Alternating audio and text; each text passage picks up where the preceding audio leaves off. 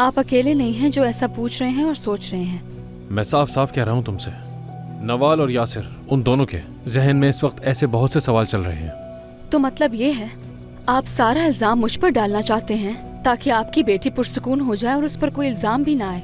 नहीं, ऐसा नहीं है। अच्छा तो फिर क्या है? आपको एहसास है कि आप मुझे फरहत का कातिल बना रहे हैं? मैं ऐसा कुछ नहीं कह रहा। मैं बस इतना चाहता हूँ कि नवाल और यासिर के जहन में जो भी सवाल है वो क्लियर हो जाए, और कुछ नहीं। मैं आपको बता देती हूँ हुआ क्या है। वो आपकी बेटी से बेहद मोहब्बत करता था, लेकिन जब उसने उसे अली के साथ देखा तो बर्दाश्त नहीं कर सका और वो समझ गया था कि अब वो नवाल को कभी नहीं पा सकता, इसलिए उसने ये कदम उठाया और अपनी जान दे दी। बैठ जाओ इधर ही। मैं यहाँ पर नहीं बैठूंगी, मुझे समझ आ गया है, क्योंकि आपको अपनी बेटी को बचाने के लिए एक कुर्बानी का बकरा चाहिए, लेकिन वो मैं नहीं हूँ, समझे आप? मैंने कहा बैठ जाओ। आप अपनी बेटी को बचाने के लिए मुझे क्यों मुजरिम बना रहे हैं? बैठ जाओ अपनी जगह पर।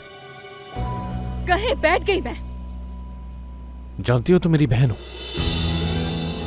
क्या मैं आपकी बहन हूँ?